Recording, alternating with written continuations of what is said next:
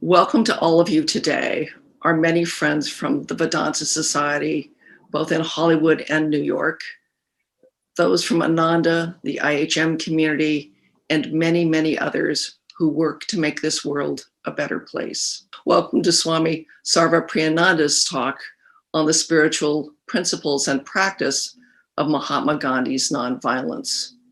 We desperately need this talk now.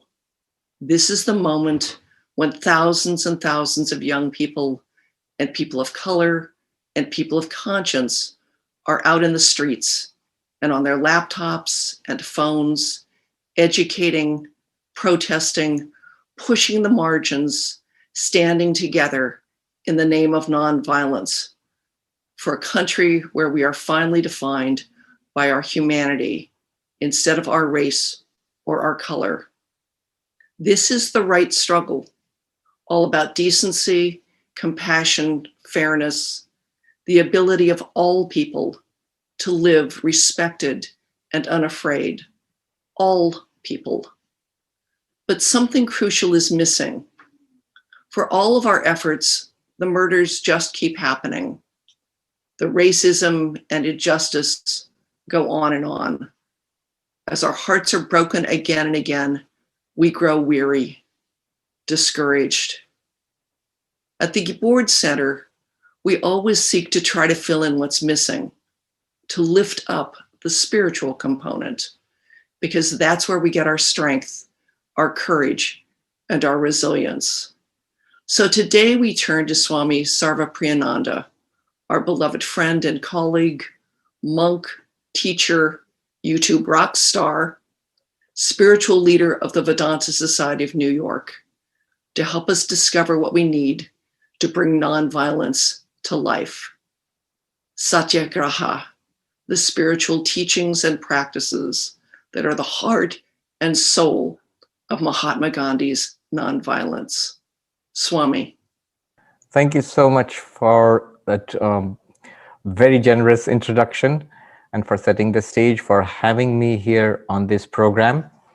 Let me start with a chant and then we'll take it from there. Om Asato Ma Sadgamaya Tamaso Ma Jyotirgamaya Mrityur Ma Amritam Gamaya Om Shanti Shanti Shanti. Om, lead us from the unreal to the real, lead us from darkness unto light, lead us from death to immortality. Om, peace, peace, peace. Thank you once again for having me on this wonderful occasion. I've had the chance and opportunity to speak at the Gibboth Center a few years ago. And though I couldn't be there physically this time because of the pandemic, but this is almost as good, I guess. And there are advantages to this because we have people from all over the world who can join us virtually.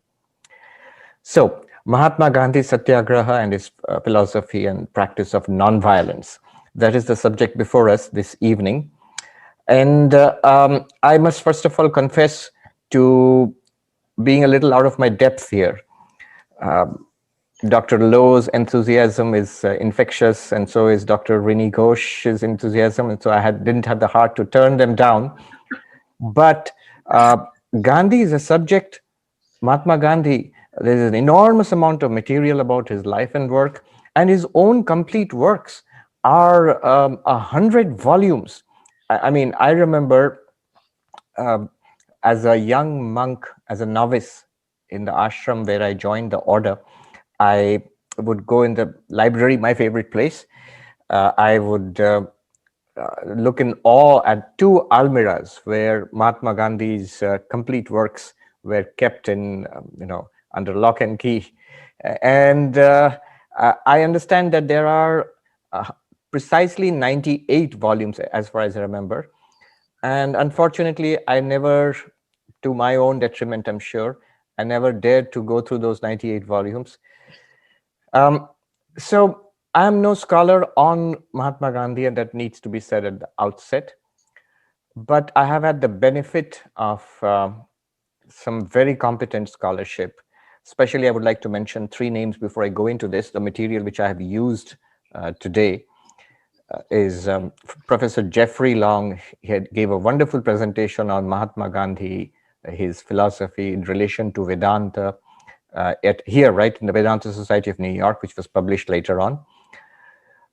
Professor Joseph Prabhu, right there in LA, who has been very generous in sharing an essay which is going to be part of an as yet unpublished work, but really profound, really wonderful essay to look forward to. Ved Mitra Shukla, Professor Ved Mitra Shukla from New Delhi, whose essay on Mahatma Gandhi and Advaita Vedanta is very relevant and useful for me. So thanks to all of them.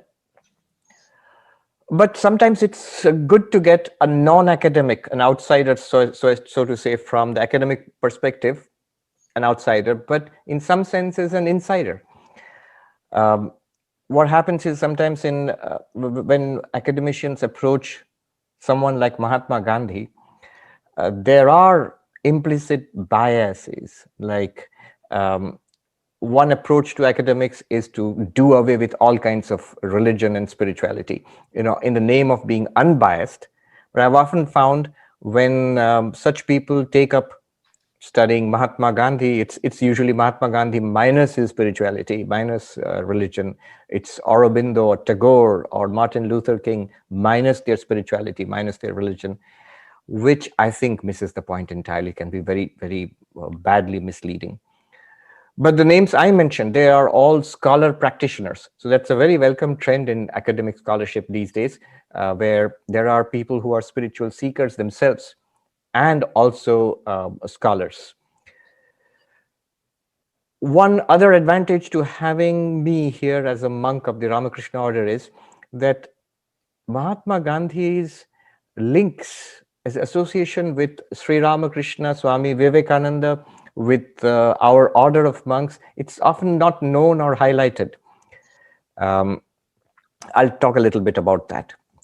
Just before I really go into the heart of my discussion, I'll just acknowledge that in recent years, Mahatma Gandhi has become a subject of some controversy. There has been some controversy on and off all throughout, but especially now.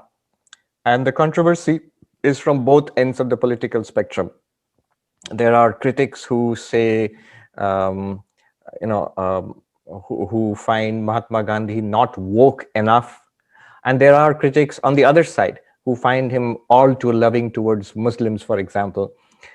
So I often feel that if you are criticized for the same thing and for entirely different, different positions, that you are too woke and you're not too woke, or you're not woke enough, then probably you're all right.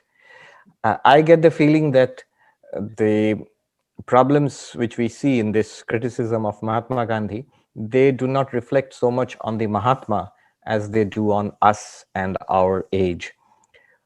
Let me tell you this story I want to share today. Swami Shivananda, he was the head of our order, the president of our order in the 1920s. And he was in our main monastery in Belur Mutt near Calcutta on the bank of the Ganga. So the story goes that a gentleman had come to meet Swami Shivananda. Now that was the time, you have to remember, when Mahatma Gandhi's struggle for the independence of India against British rule, against colonial rule, was just sort of picking up speed, and it was all in the news in those days. So this gentleman, he comes and he's speaking with Swami Shivananda, the head of our monastic order. And he's criticizing Mahatma Gandhi, and or more specifically, he's saying that, look, all these young people, they are giving up their careers, their duty to study. They're dropping out of school or college and joining this political agitation started by Mahatma Gandhi against the British rule. So, so there are many who considered him to be a troublemaker.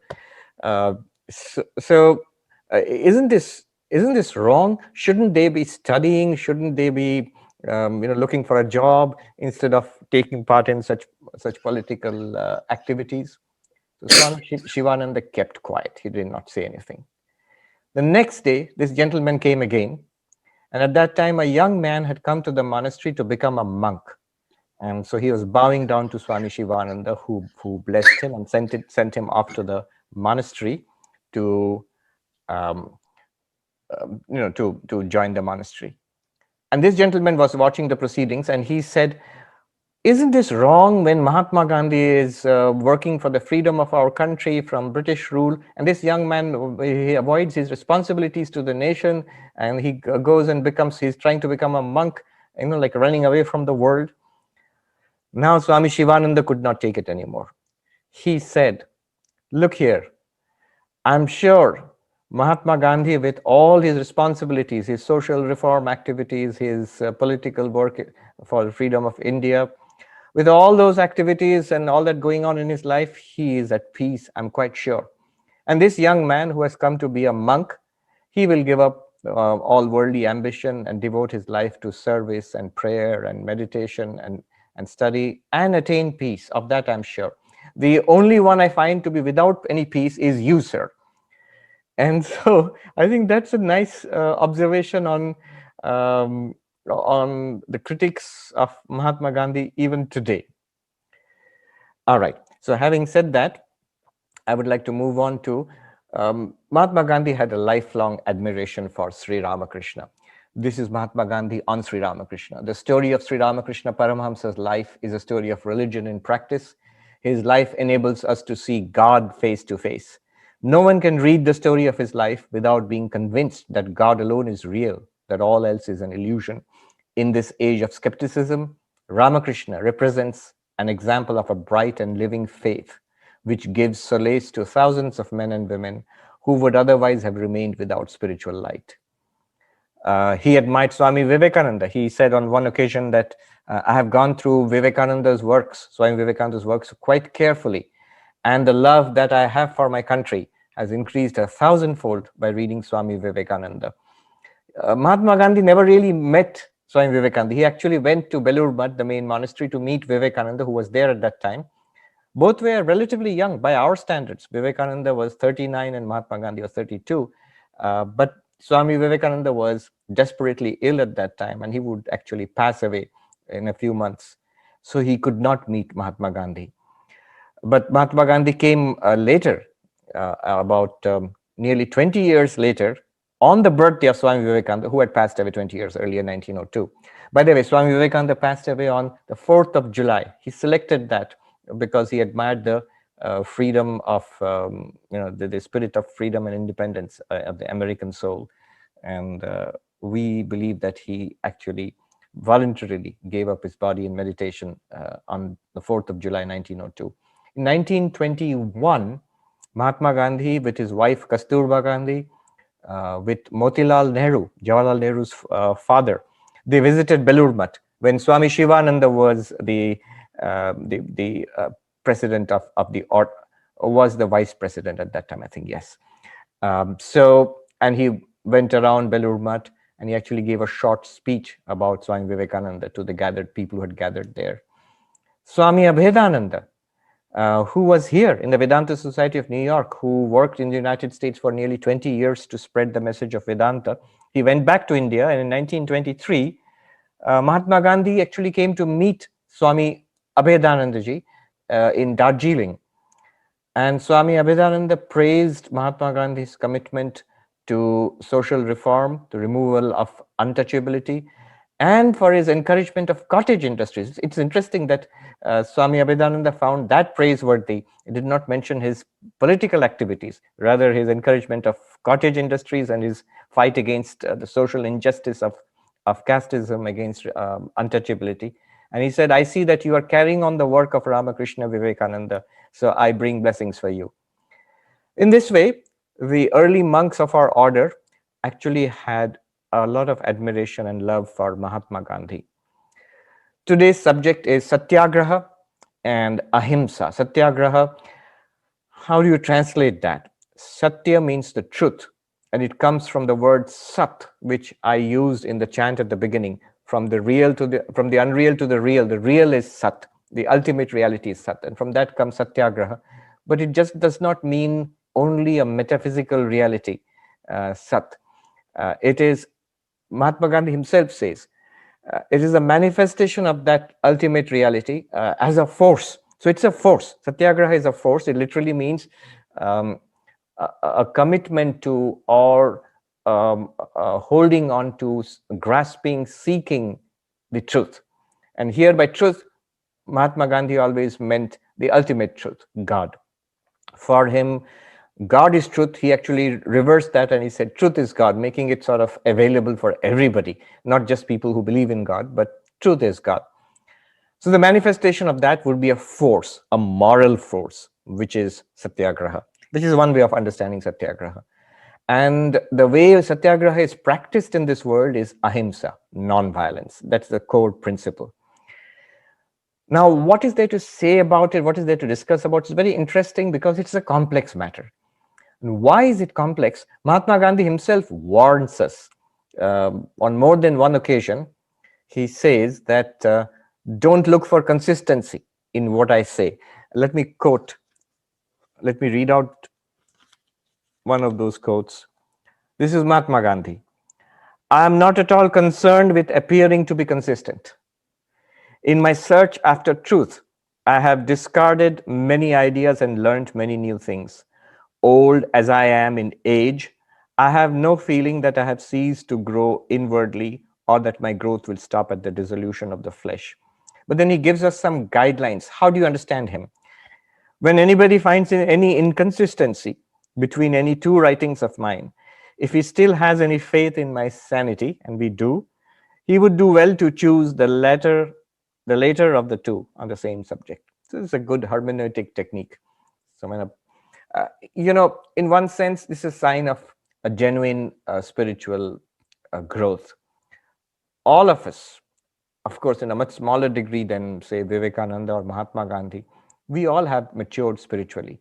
And so there are things which we have maybe discarded. There are things which we understand more deeply now in our own spiritual journey.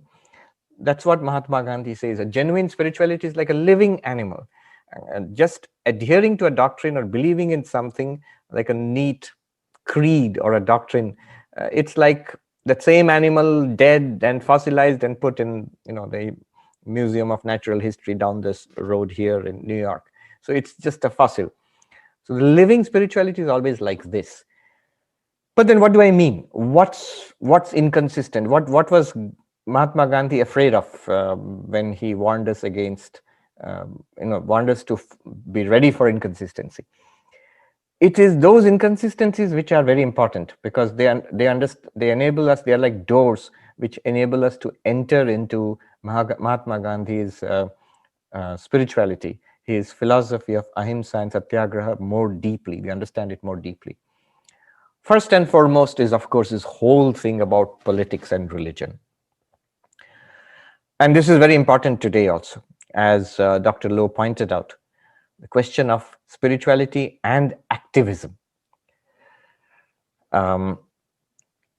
Professor Joseph Prabhu has mentioned this in his essay that Bal Gangadhar Tilak, one of the giants of the Indian freedom struggle, everyone who has studied history in India knows the name Bal Gangadhar Tilak. So when Mahatma Gandhi came from South Africa to India and started his political career in India, Tilak warned him.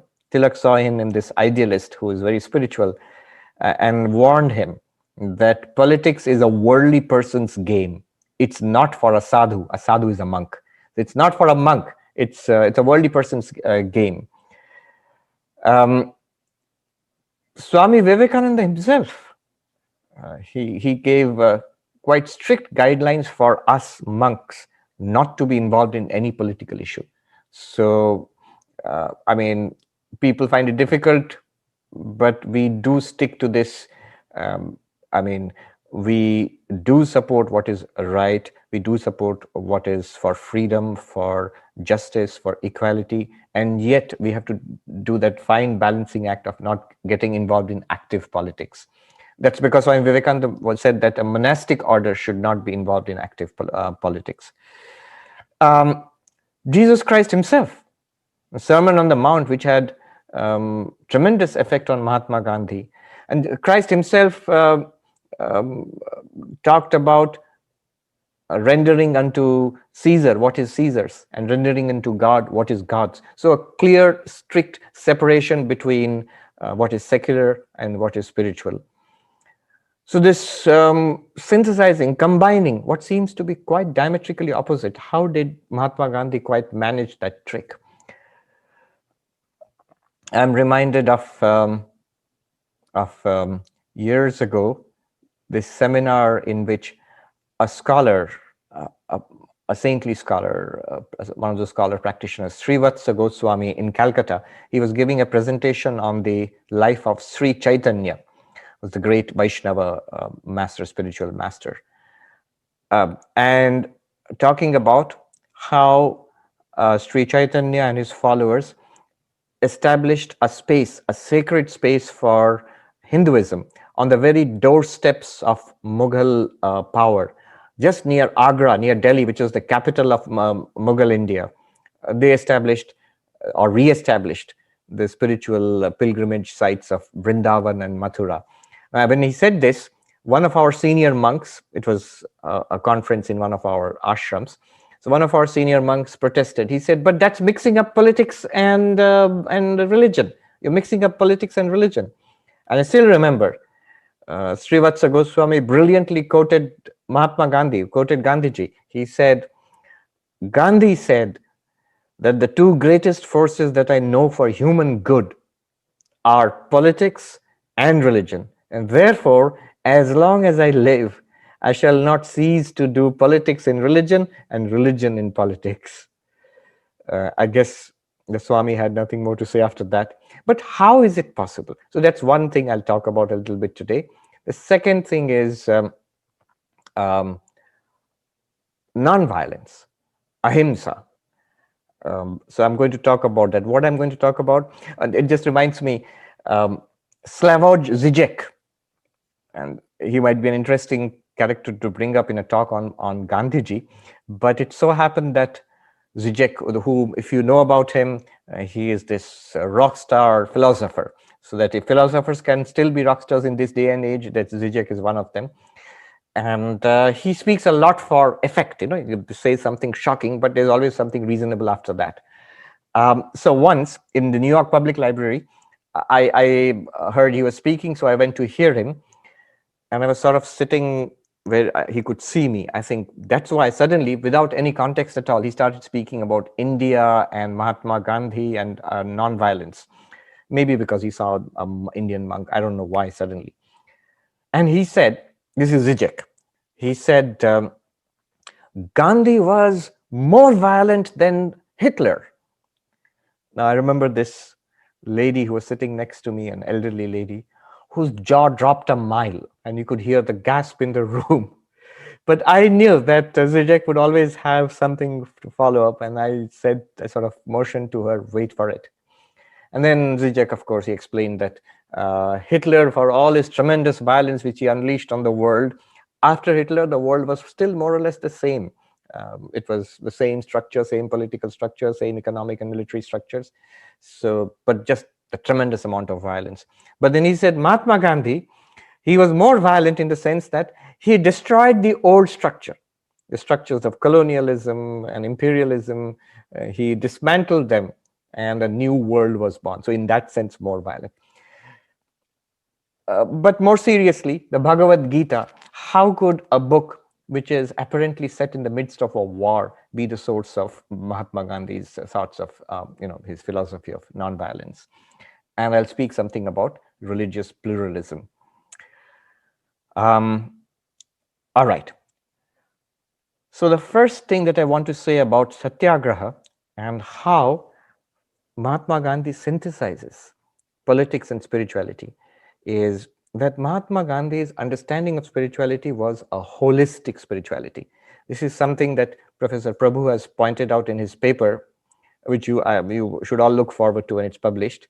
He says Gandhi's religion was a holistic religion. It did not make this difference, or at least it softened and blurred the difference between secular and spiritual. Just think about it this way. Our modern societies, the problem is our modern societies, we have had the experience of religious forms of government or religious societies, theocratic, and it is generally has been a very sorry experience for humanity. And we have done the opposite in, say, in communist Soviet Union, for example, a society without any kind of religion, sort of where religion is actively excluded, a totalitarian kind of society where religion is excluded and persecuted.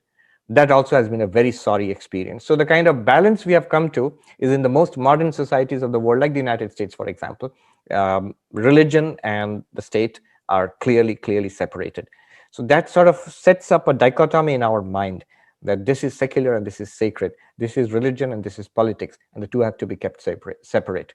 But this is because of an insufficient understanding of religion itself. Let me quote Mahatma Gandhi.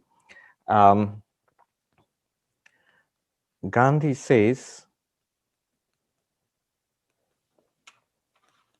the common belief is that religion is always opposed to material good. One cannot act religiously in mercantile and other such matters. There is no place for religion in such pursuits. Religion is only for the attainment of salvation. We hear many worldly wise people say these things. In my opinion, the author of the Bhagavad Gita has dispelled this delusion. He has drawn no line of demarcation between salvation and worldly pursuits. On the contrary, he has shown that the religion must rule even our worldly pursuits. I have felt that the Gita teaches us what cannot be followed in our day-to-day practice cannot be called religion. Thus, according to the Gita, all acts that are incapable of being performed without attachment are taboo. And so on, he goes on. But just reminds me of Sister Nivedita, who was one of Swami Vivekananda's chief disciples. And she wrote this most amazing introduction to Swami Vivekananda's complete works.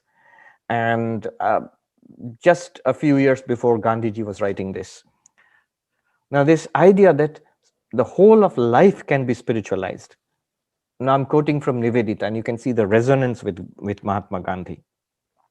Nivedita writes, if the many and the one with a capital O, that means this world and the ultimate reality, if the many and the one be indeed the same reality, then it is not all modes of worship alone, but equally all modes of work, all modes of struggle. Note here, all modes of struggle, which would translate into activism today, all modes of struggle, all modes of creation, which are paths of realization. No distinction henceforth between sacred and secular. To labor is to pray.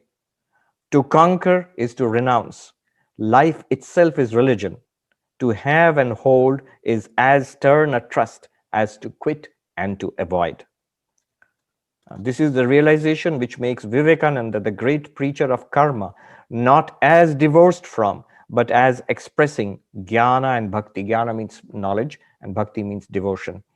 To him, and here you can substitute Gandhi for Vivekananda, to him, the workshop, the study, the farmyard, and the field are as true and fit scenes for the meeting of God with man as the cell of the monk or the door of the temple. So it's amazing. This is the crucial insight which enabled Mahatma Gandhi to spiritualize his political struggles. So this brings us to Mahatma Gandhi's philosophy. Was Mahatma Gandhi a follower of Advaita Vedanta? Why is this relevant? Because we must search for the roots, we must understand the core of Mahatma Gandhi's Satyagraha. And this is rooted in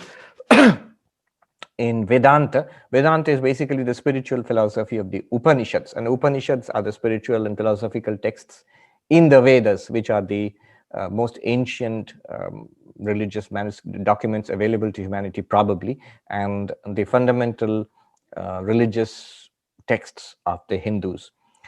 So the philosophy based on the Upanishads is Vedanta, and among them, one of the schools of Vedanta, which is very well known today, is Advaita Vedanta, non-dual Vedanta.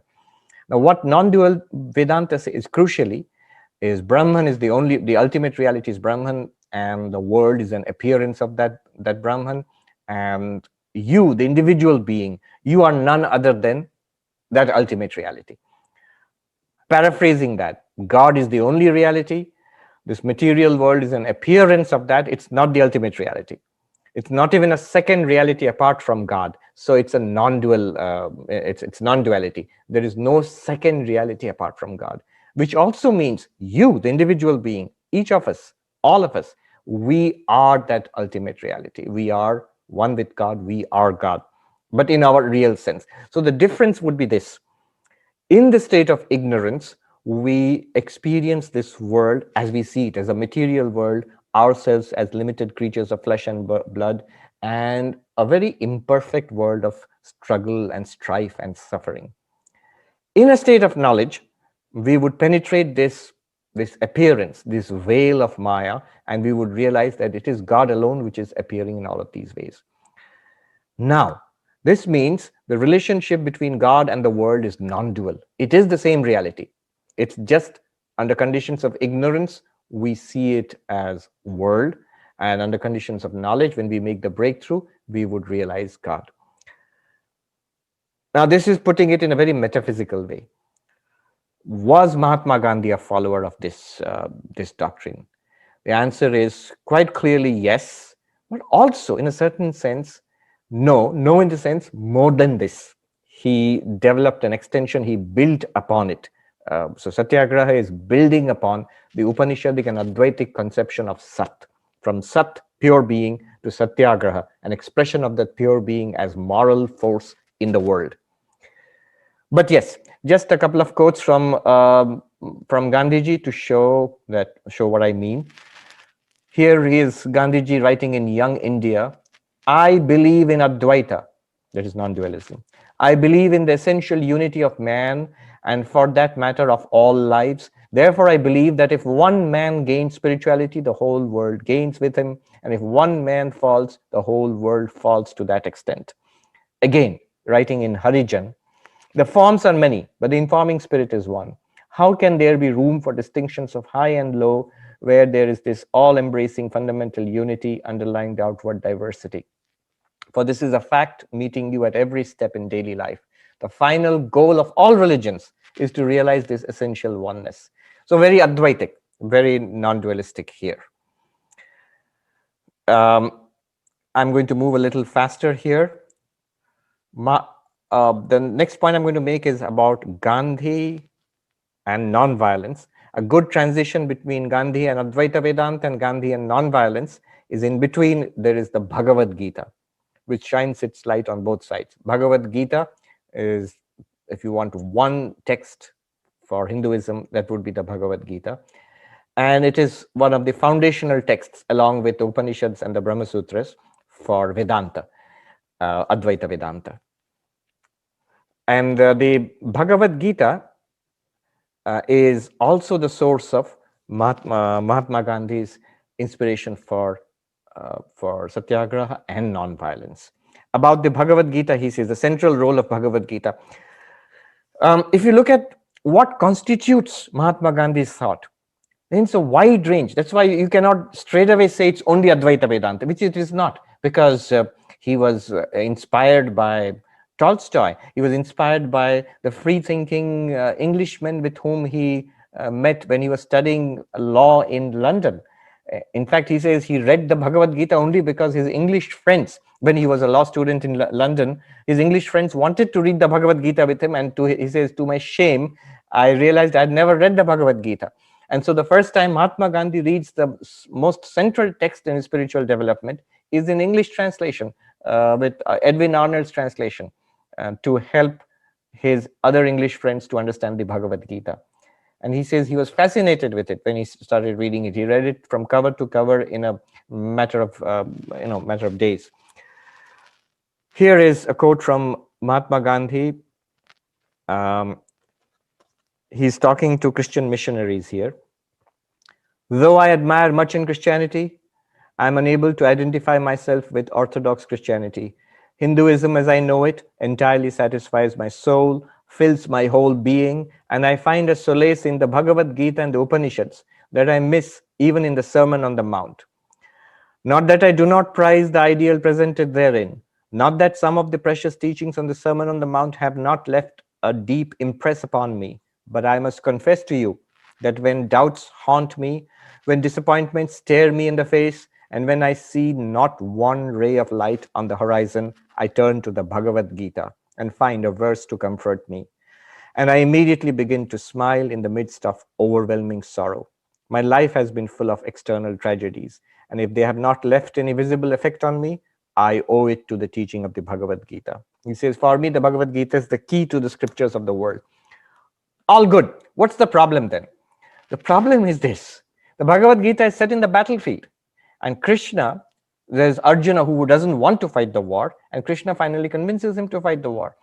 So it immediately leads to a kind of misapprehension that how could you derive non-violence from this? It seems to be a call to violence, to violent resistance.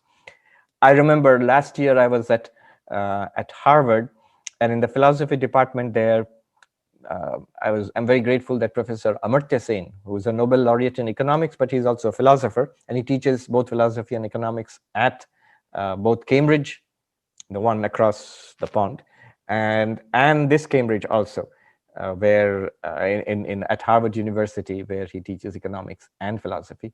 So in his philosophy class on ethics, he allowed me to sit in his class, and I am all the better for it, of course. But I couldn't agree at all with what he said about Gandhi and the Bhagavad Gita. So he said the Bhagavad Gita is about, it recommends violence, and how did Gandhi find non-violence in the Bhagavad Gita? So, and this is a continuous problem. Notice what Gandhiji has to say. If you go directly to Mahatma Gandhi and see what he has to say about the Gita and violence and non-violence, it resolves the issue quite well. This is Mahatma Gandhi. He says, even in 1888-89, when I first became acquainted with the Gita, I felt that it was not a historical work, but under the guise of physical warfare, it described the duel that perpetually went on in the hearts of mankind. And that physical warfare was brought in merely to make the description of that internal duel more alluring. And then he goes on to say that the author of the Mahabharata has not established the necessity of physical warfare. On the contrary, he has proved its futility. He has made the victors shed tears of sorrow and repentance, and has left them with nothing but a legacy of miseries. In this great work, the Gita is the crown. In the second chapter, instead of teaching warfare, it tells us how a perfected man is to be known. In the characteristics of the perfected man of the Bhagavad Gita, I do not see anything to correspond to warfare. His whole design is inconsistent with the rules of conduct governing the relations between warring armies. And he goes on to say elsewhere that even let it be granted that according to the letter of the Gita, it is possible to say warfare is consistent with its teaching of renunciation. But after 40 years of unremitting endeavor, he's talking about himself, 40 years of unremitting endeavor, fully to enforce the teaching of the Gita in my own life, I have, in all humility, felt that perfect renunciation is impossible without perfect observance of ahimsa, non-violence, in every shape and form. Not only that, this confusion of, it's a modern confusion, thinking that the Bhagavad Gita is somehow connected to warfare, just because its setting is in warfare.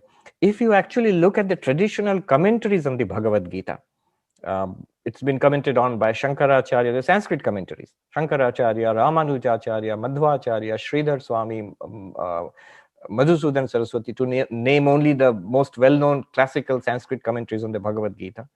At no point they even consider it an issue. At no point do they discuss fighting and war and whether war is just or war is unjust. Not at all. And they're very clear about it. All the commentaries, whether they're dualistic or non-dualistic, they're very clear about one thing. The Bhagavad Gita is a spiritual text.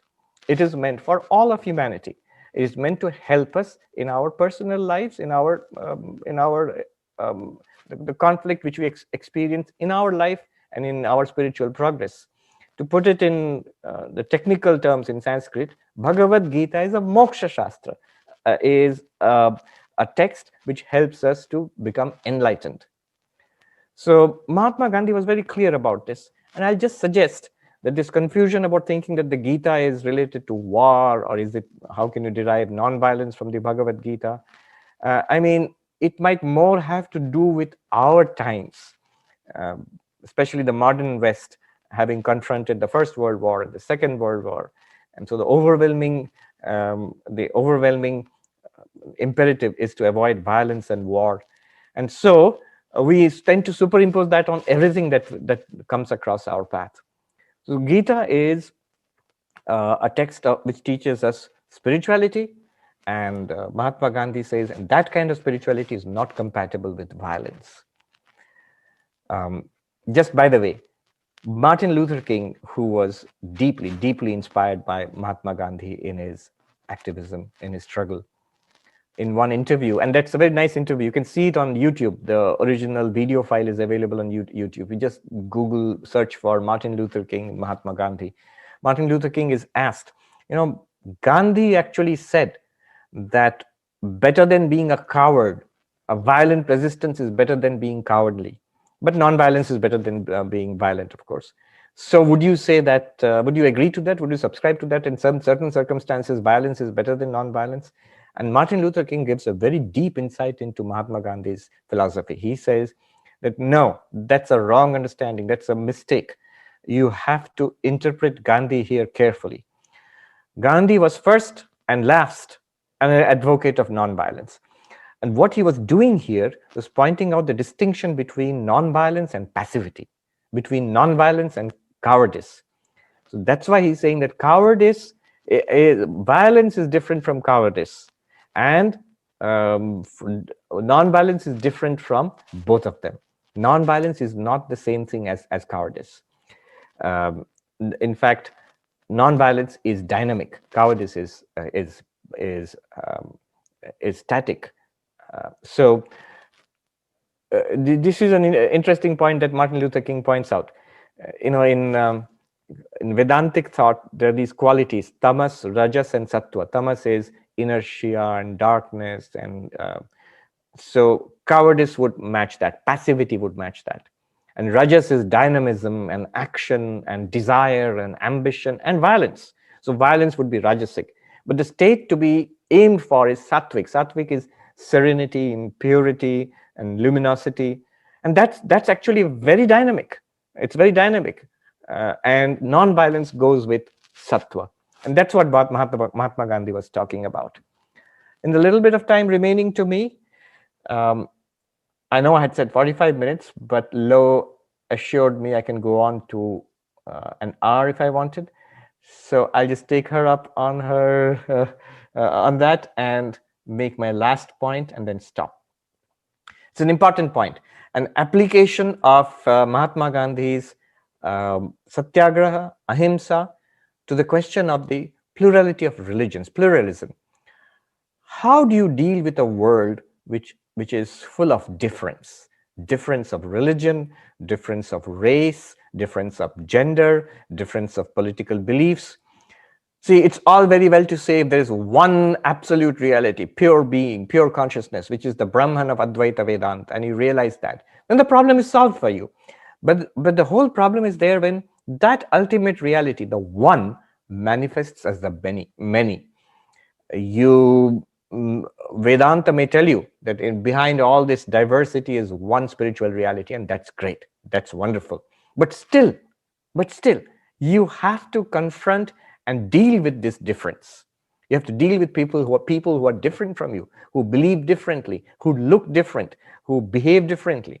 And so this is where Mahatma Gandhi's approach to non-violence and pluralism comes in here. And I'm going to talk only about the pluralism of religions here, but that you can extend it to gender, and you can extend it to race, and so on and so forth, and political views, and so on. Quickly, I'll just play of Sri Ramakrishna and Mahatma Gandhi, and we will get some wonderful insights. Sri Ramakrishna said the goal of life is God realization. God is the goal of life.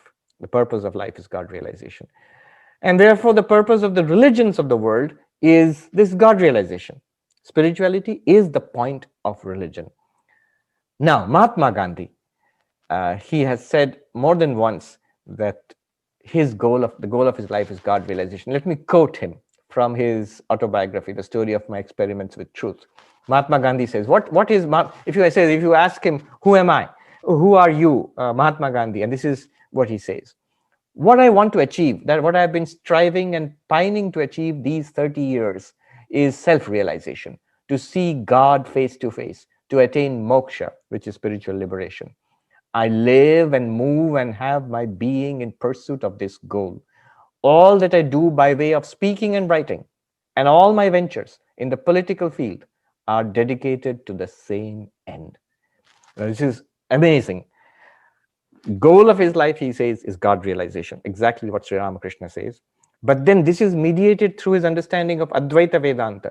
So there is no difference between the secular life and the sacred life. So what is his goal in his inner spiritual life is also his goal in his outer life. What he pursues as his inner spiritual development is also manifested in his day-to-day activities. That's why he could seamlessly move between politics and social work and like sanitation and the political agitation against the British. One of the movies which, of course, introduced Gandhi to the whole world is Richard Attenborough's Gandhi. And I remember a scene from that where Nehru and Patel and others have come to discuss a very deep point of, very important point of political strategy. And a little girl comes running with her goat, if I remember correctly. And the goat has an injury in its leg or something. And Mahatma Gandhi turns around and puts his full attention to that little child and her pet goat, and treats, how to treat that little goat and so on, to the exasperation of the political bigwigs. But this smooth transition between political strategy and the pet goat of a child, this transition is possible when you see the same divinity everywhere. He is dealing with God, whether he's dealing with politicians or with a child or with a goat. Now, this goal of God realization, but what is this God? Sri Ramakrishna, very much in tune with Hinduism, says this ultimate reality is infinite and beyond language and thought. So it is infinite. And if you try to express it in language and thought, if it's beyond language and thought, and you try to express it in language and thought, and you cannot but express it in language and thought if you're going to have religion of any kind, then a variety of expressions are possible. So this is the old Vedic dictum from Rig Veda: Ekam Sat Vipra Bahuda Vadanti. The truth is one, the sages call it by various names. And Sri Ramakrishna gave his well-known example of different people going to the village pond, and somebody calls it water, somebody calls it jal, somebody calls it pani, but they're all talking about the same substance, water. Exactly in the same way, he says that Christians call it God, and Muslims call it Allah, and the Hindus call it Ishwara, and they all are talking about the same reality. Gandhiji, one of his favorite bhajans, devotional songs, which were often sung in his meetings, in his prayer meetings, is a song to Rama, incarnation of Vishnu. Remember, Gandhiji was a very devout Vaishnava. So he was all throughout his life devoted to Rama. In fact, the last words when he was assassinated, last words on his lips was, "Hey Rama," calling out to Rama. So it's a song to Rama, Raghupati Raghava Raja Ram. It's a song to Rama and Sita. But there is this line in that song, Ishwara Allah tere naam, sabko sanmati de Bhagavan, which means, thy names are Ishwara, which is the Hindu name, and Allah, which is the Muslim name.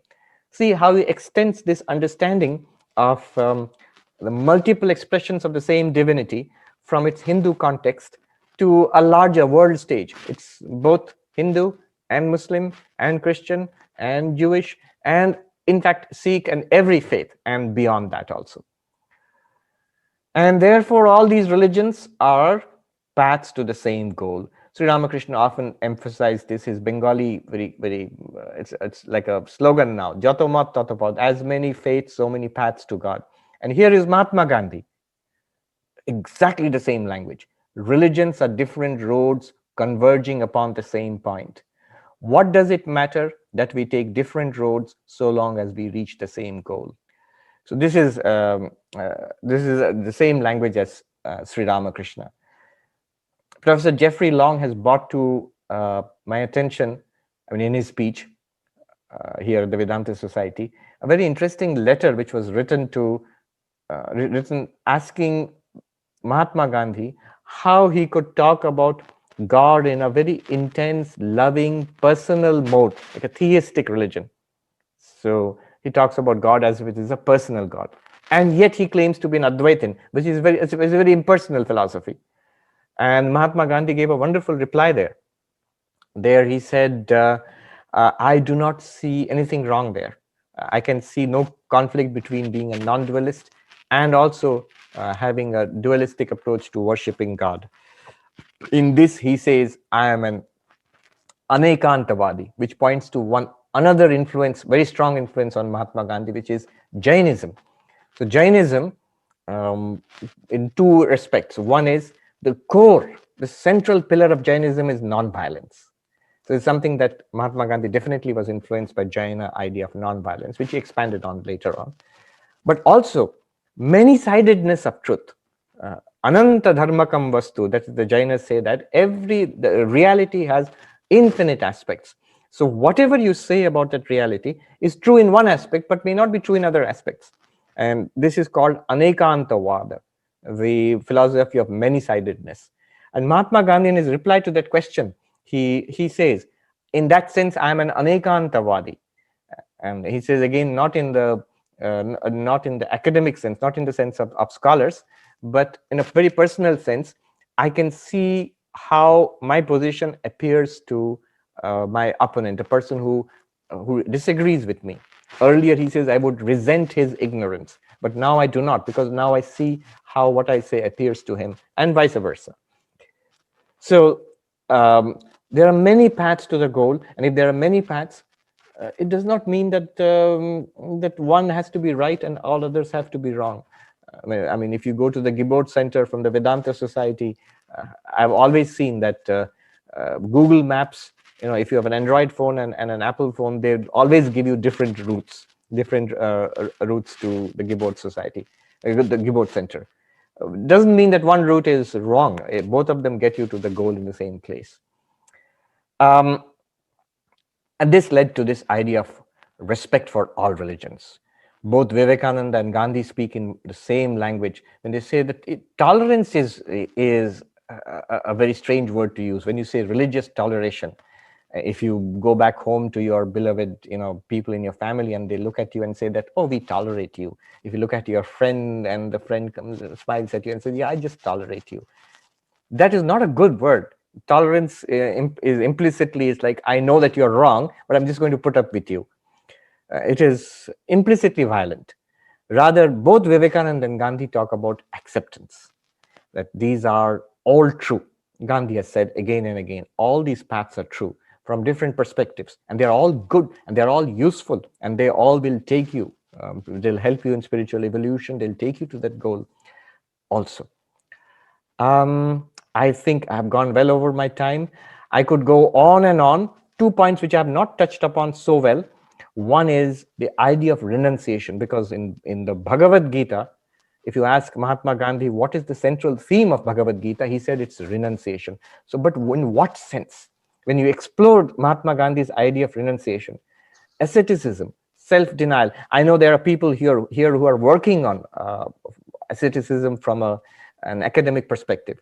And so Gandhi's idea of asceticism is very interesting, because on the face of it, he is ascetic, he is self-denying, and yet it's not a world-denying asceticism. So that's one area which we could talk about on a different occasion maybe. And the other area is how Satyagraha is an extension of classical Advaita Vedanta, non-dual Vedanta. All right, I think I'll stop and let people ask questions. It's easier, I think, more interesting if we interact. Thank you so much for giving me a patient hearing. Thank you so much, Swami. This was terrific and incredibly rich. And we do have a number of questions. So if you're ready, let me read a couple to you and let you respond to them. This is from someone anonymously who said that Swami Swahananda once stated to me after I'd read the autobiography of Mahatma Gandhi that some people argue that millions of people died due to Gandhi's approach. Please explain. That is one of the controversies I spoke about. So there are many who disagree with Mahatma Gandhi's politics, you know.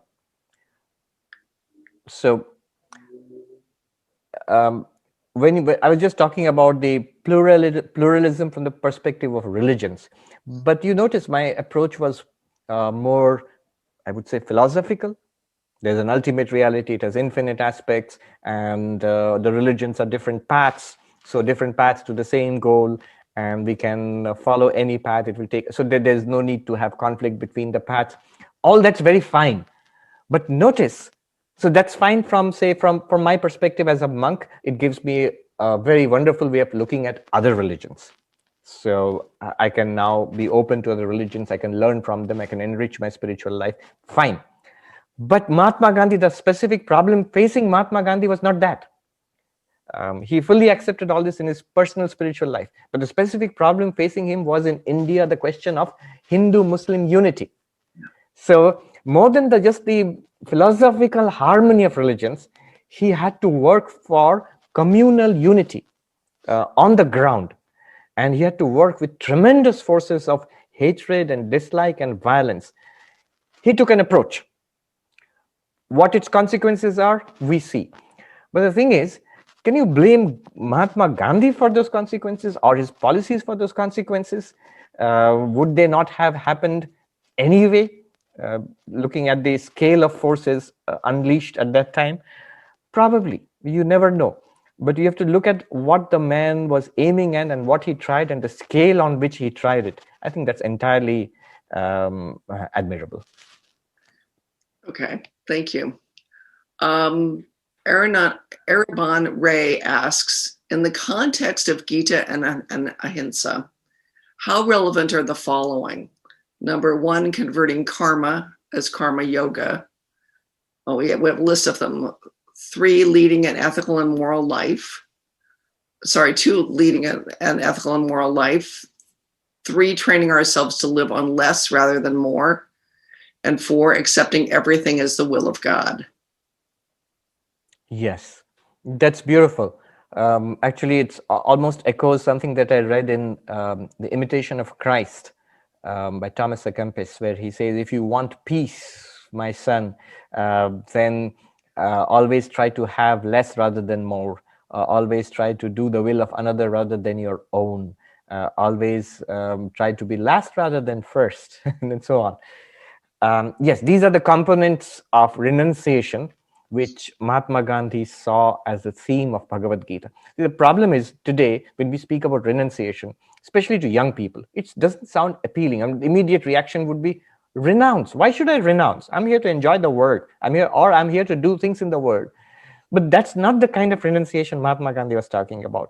Does it inspire you to work and dedicate yourself to a high and noble cause? Yes. In that case, that's the renunciation that Mahatma Gandhi was talking about. Just to give up our small, limited, selfish self and work for the greater good, to identify ourselves with the vast rather than with the little. That is a renunciation. And what she has mentioned these are components of that renunciation. These are the practices to be followed. Sri Ramakrishna, who praised the Bhagavad Gita so much, now he was a great one for punning, for playing on words. So he said, what does the Gita teach? If you say Gita a few times, several times fast, you say Gita, Gita, Gita, it becomes Tagi. Gita, Gita, Gita, it becomes Tagi, Tagi, Tagi. And the Tagi is a sort of Bengali approximation of the Sanskrit word for Tyagi, which means a renouncer. So renunciation is the theme of the Gita. If you say it fast enough, you get the word for renunciation. I was just startled to see that Mahatma Gandhi saw exactly the same thing in the Bhagavad Gita. Yeah. Thank you. Manik Bujwala asks, during World War II, Gandhiji supported the war effort against Nazi Germany and Japan, although not as a soldier. Can you comment on that, please? Yeah, I know. Why just World War II? World War II, at least, he had strong reservations because he wanted the British to quit India. If you see the Quit India movement, he wanted the British to quit India, and he would say, we would support you, but we want independence first, not as a colonized power, but as an ally. In fact, even before that, First World War, he entirely supported the Indian involvement in the Commonwealth on the promise that there would be home rule after that. So these are political decisions, but also moral decisions. Notice that colonialism is bad. There's no doubt about it. India was exploited endlessly by British colonialism. But then you're confronted with something like Adolf Hitler. Then what do you do? Who is the bigger devil? This is the problem. There are spiritual principles on which you take decisions, but when the Americans have a phrase, when the rubber hits the road. Yes. So when the rubber hits the road, it's a new situation altogether. So you have to. I don't want to say you have to make compromises, but you have to choose. You have to make a choice, and the choice may not always be perfect. I remember reading Gandhi says something very interesting for a person who advocated action so much. He says in one place, every action is tainted. Every action is tainted. In the world of action, whatever you do, it will have, in some dimension, for somebody at some place, it will have a negative result. So you have to know that, and yet you cannot avoid action. You cannot run away from action. Therefore, the thing to do is to take a principled stand, a moral and spiritual stand, and then engage in action. There will be a negative side to it, just like what has been pointed out. But what can you do? The thing that I'm reminded of as you address this is the Board Center taking people to Shilai Temple and going through the Lotus Sutra there and reading all of the things about frogs and plagues and all of this and being very confused until Venerable Miyoshi said, those are the things that happen in your mind. And the struggle is to get your mind and your heart in order. And I think the thing that is so clear to me, at least in this discussion, is as we're out protesting today, as we're doing the work in the world, we have to really pay attention to our minds and what we're doing and what our spirituality is. And that kind of leads into a question that Kevin Mabito has asked about. Many of us are advocates using social media, but what are the many pitfalls to social media? What are your thoughts about using social media non-violently? Yes, 2 points here. One is that it's a very powerful medium, and it is a tool to be used, and you must certainly use it. But from what I've heard from people who have taken up various causes and issues on social media, they tend to get endlessly entangled with criticism and trying to get support, drum up support and attack other groups. They have endlessly these groups fighting each other and getting worked up. So this is something that we must avoid. The principle of non-violence, which Gandhi followed when he's facing the batons and the sticks of the police in South Africa or in England or in India, the same thing has to be transferred. That same spirit to the social media world. I think it's sorely lacking there. Once you're on the internet with a certain degree of distance and anonymity, sometimes the worst instincts are unleashed to be abusive, to break the boundaries of civilized and decent discourse. I remember Thich Nhat Hanh, the great Buddhist master of mindfulness. When he first came here, he came in contact with Greenpeace activists in Europe who were fighting for something very, very good, that is against nuclear weapons, the peace activists. But he made a comment which startled many people. He said, I saw how many of the peace activists were without peace themselves. He said, I saw that how many of them were angry and they did not see the paradox of it. They thought they were justifiably angry. True, but when you are fighting against war and engines of destruction and the whole ideology of violence, how isn't it paradoxical to nurture anger and violence in your own heart? So that is a problem. Mahatma Gandhi never did that. At no point did he actually ever hate the British or the South African police or whoever opposed him. He never did that. Hugely important. We have a question from Adiata Hambrode, who says, thank you for a great talk. When one thinks of Gandhi, one thinks of a saint of compassion. Another such figure in Indian history was the Buddha. Swami Vivekananda has praised the Buddha as one of the greatest figures in the world with a large heart. Furthermore, nonviolence is also a cornerstone of the Buddhist philosophy. Can you please speak on the influence of the Buddha and Buddhist philosophy on Gandhi's philosophy?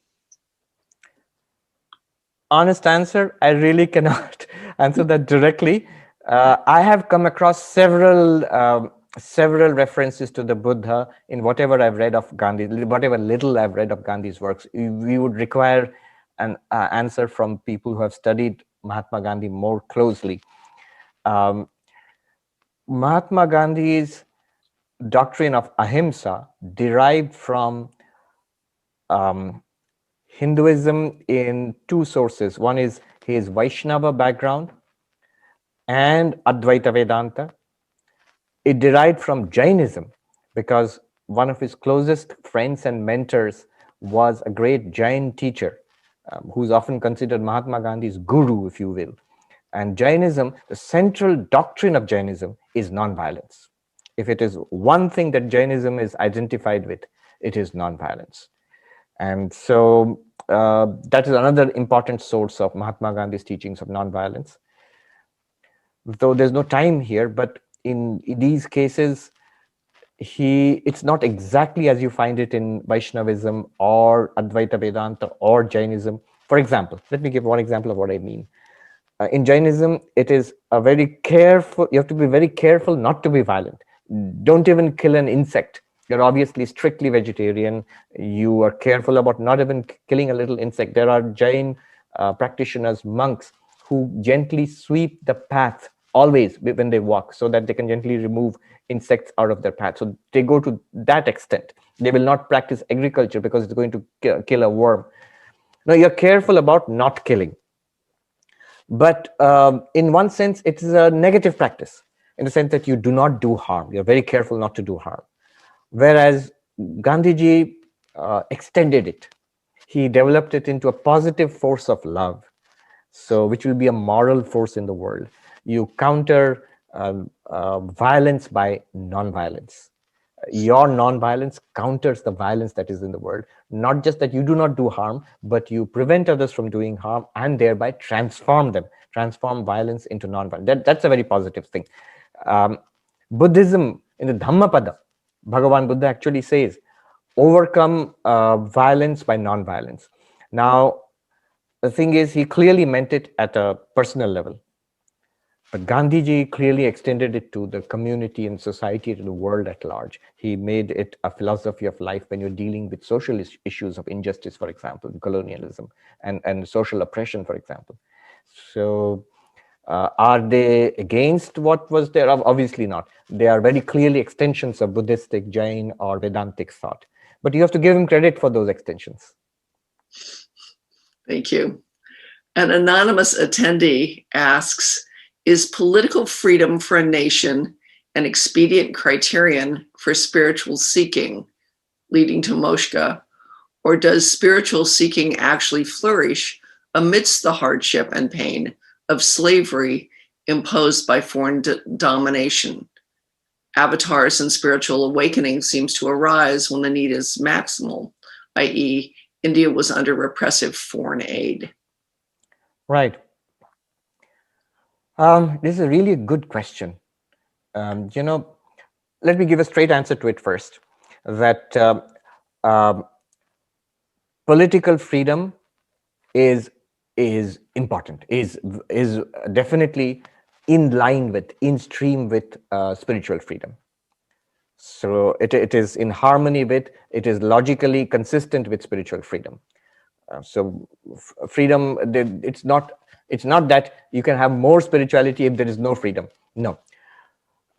So that's true. And Mahatma Gandhi, in fact, very clearly said that it was his spirituality which led him to fight for India's political freedom.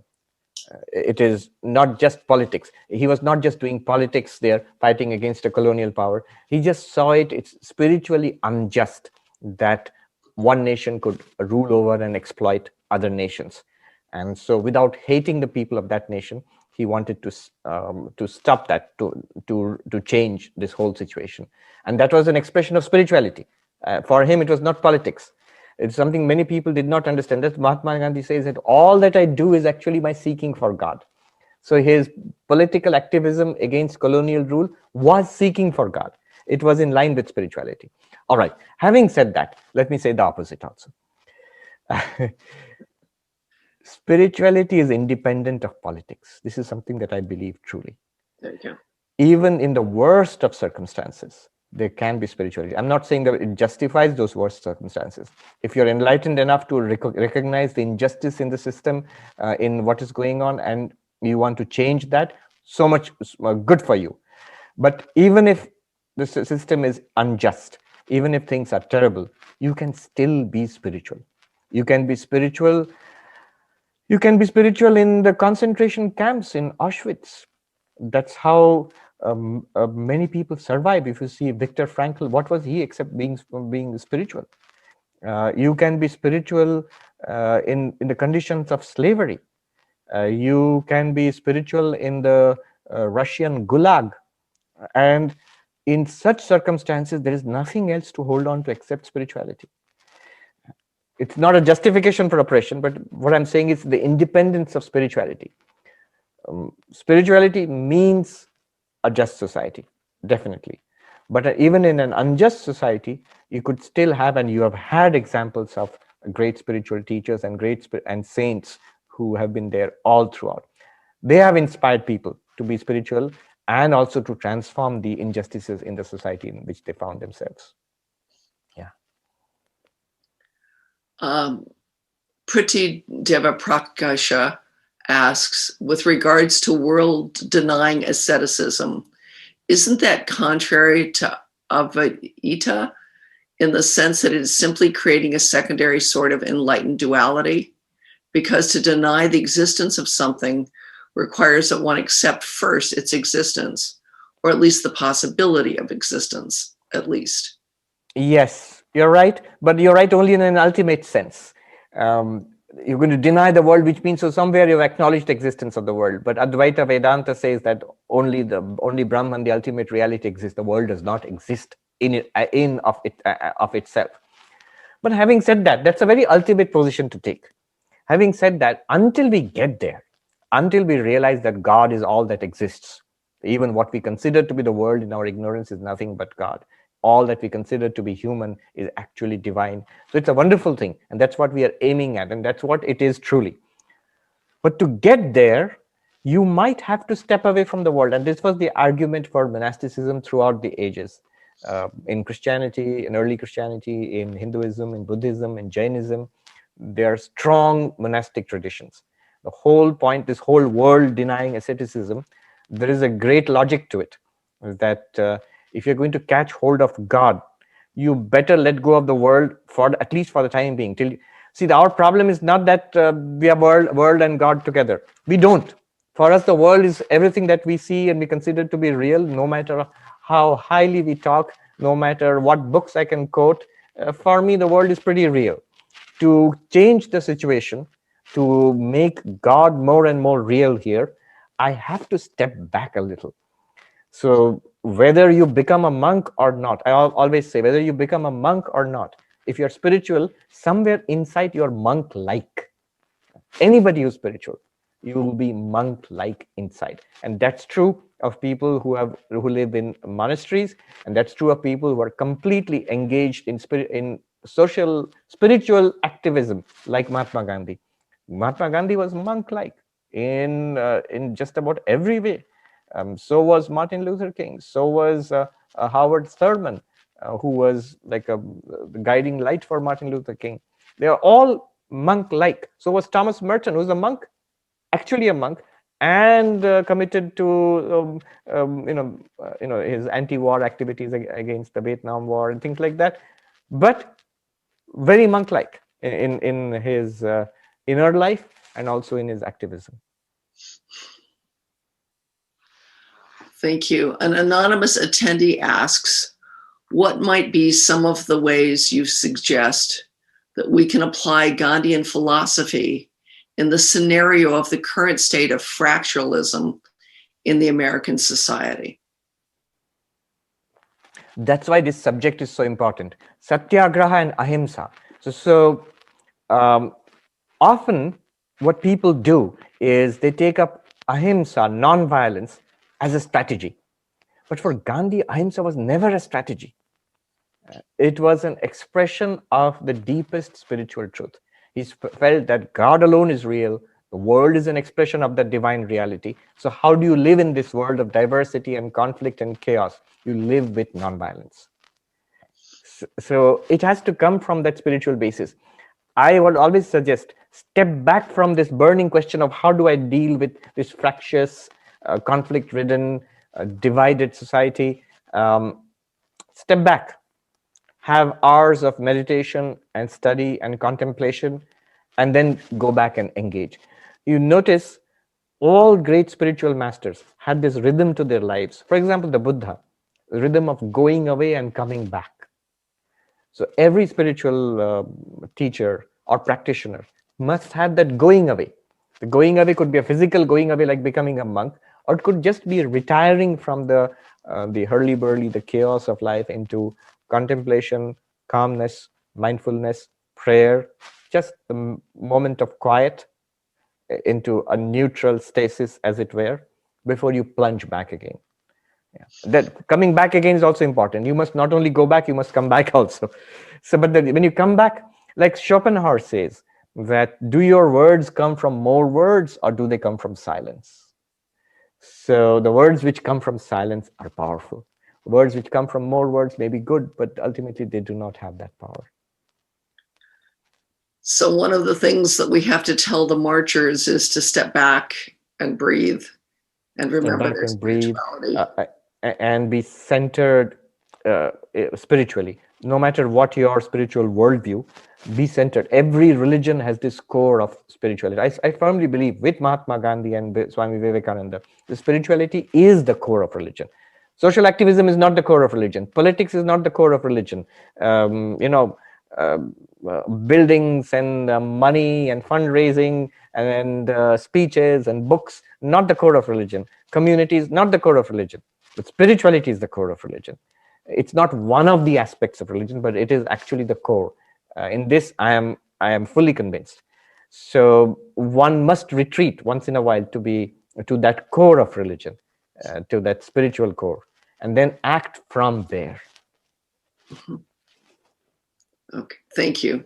Rama Gopal Kradishian says, Gandhiji was highly idealistic. How does one reconcile this idealism with the reality of the world, where practice falls short of ideals? True. And the only way is to be idealistic. One must be very idealistic and very practical.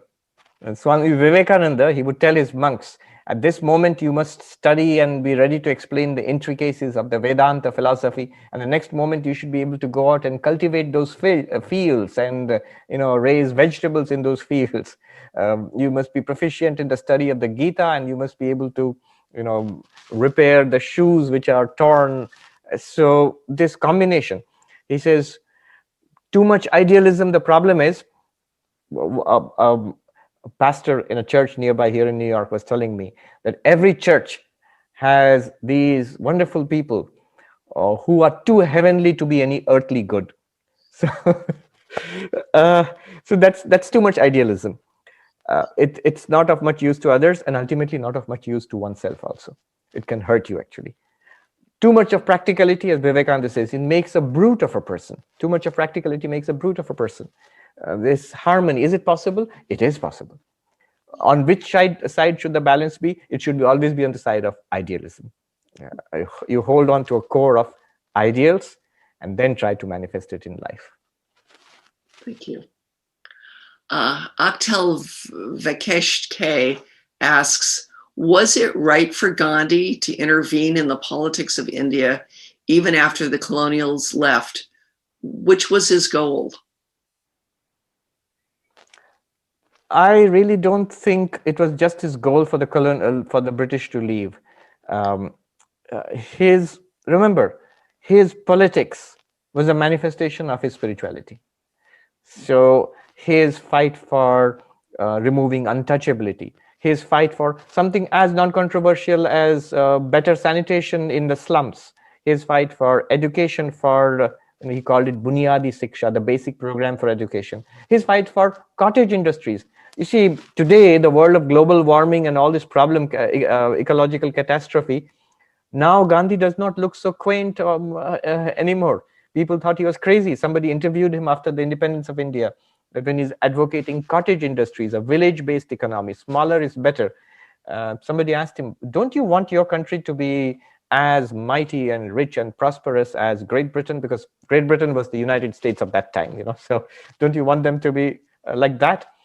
And Gandhi replied that it took Britain the resources of half the world which they colonized to build that kind of an economy, to that kind of consumption. Imagine how many worlds it will take if you want India to be to consume like that. So no, that's not possible, and not necessarily not good either. So yes, whether it is economy, whether it is social justice, whether it is just healthy living, he had his ideas, no matter how quaint, on diet and on cleanliness, and whether it is religion. Would any of those things have stopped once the British left? No. It's just a continuation of his inner philosophy, if you will. Mm-hmm. Diane Bavesky asks, does superficiality and narrowness of perspective inevitably grow in a self-satisfied and abundant culture?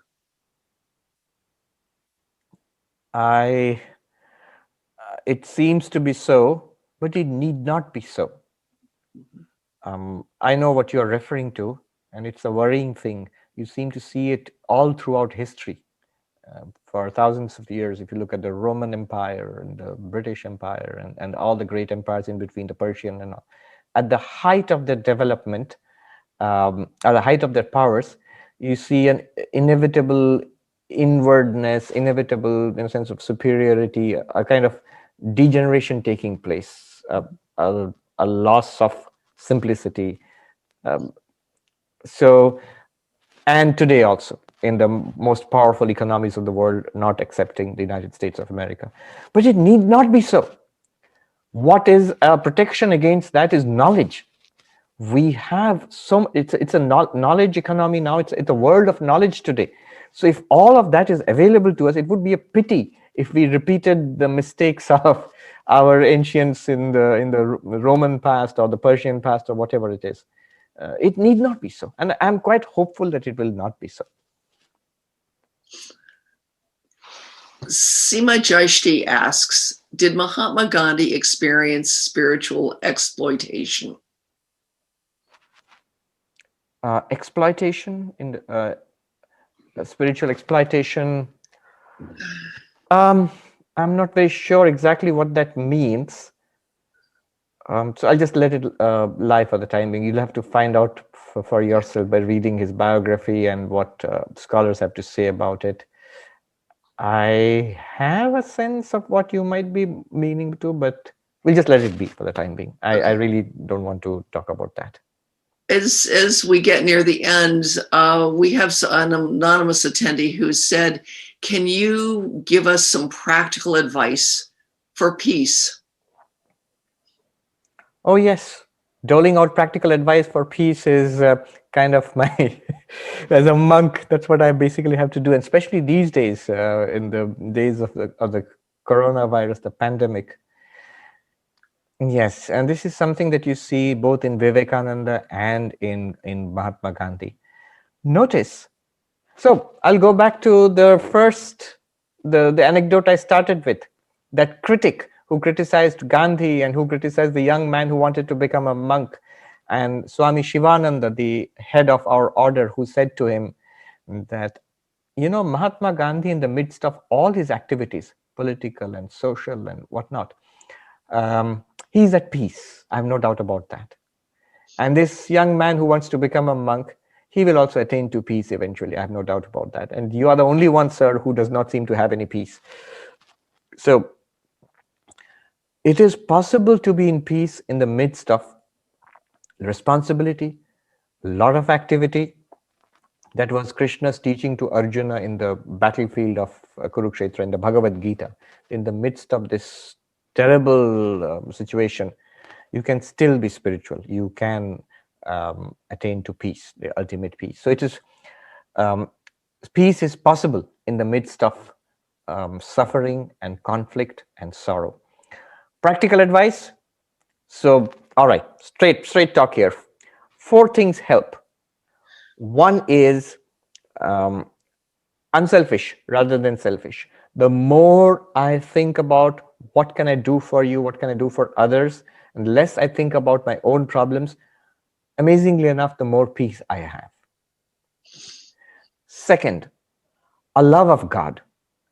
The more I cultivate love towards God in whatever form your tradition teaches you, whatever appeals to you, if not God at all, then at least a universal kind of love, not just for one person, although even that's very good, but for everybody that you, people who are around you, a general feeling of being a well-wisher for all of humanity, for everybody in your community around you. So that is a cultivation of love. Third, I would say, is a cultivation of mindfulness and meditation. At least once, twice in a day, shut it all down. Sit quietly on a chair or cross-legged on your meditation mat and quieten it. Even the best of thoughts, even the most brilliant of insights, even the most wonderful of programs you are planning, shut it all down. Quiet. In solitude, in peace, in quietness. That quietness is always there. It's always there. Every part of the world, in every time, there is a deep silence in this universe. It's accessible to us. Do access it once or twice a day, for a few minutes at least. Meditation. And finally, the fourth practice would be a practice of inquiry. This comes from the Vedantic tradition, which I follow. Inquiry into what am I? As long as I think I'm just this little creature of flesh and blood, born that day and going to die the next day, I will not have peace. If I inquire, and the promise is that you will find that there are these tremendous depths to your own existence, not just body, not just mind. There's a spirit beyond body and mind. There's a light which is beyond flesh, beyond thought. So when you discover that, an inquiry into that, that's another way to peace. So here are these 4 ways to peace. Not self, others before self lead you to peace. Love for God, for humanity. I just said even love for one person is good. In the United Nations headquarters here, there's a quote by so one of the great secretary generals of the United Nations. was this great Dag Hammarskjöld. So he says he is the Secretary General of the United Nations and the leader of the combined nations of the world. And he says that greater than dealing with the policies of world peace, the world economy, and conflict across continents, in the midst of all of that, if a person can love even one person with all one's heart and sincerely, that I count as greater. That's coming from the Secretary General of the United Nations of the world. So love. And the third practice is quietness, silence. And the fourth practice is self-inquiry. Who am I? What am I? Wonderful advice. Thank you so much, Swami. There are some some questions that will go unanswered, and we could be reached at the Vedanta Society of New York. I understand if folks want to follow up with that. I want to thank you on behalf of all of us for your time and your wisdom with this, and many things for us to think long and hard on. You have been a treasure for us, and we are deeply, deeply grateful. Thank you so, so much. And thank you to everyone who has attended this event. We look forward to seeing you in the future. Thank you so much. Thank you for having me. Indeed. Thank you.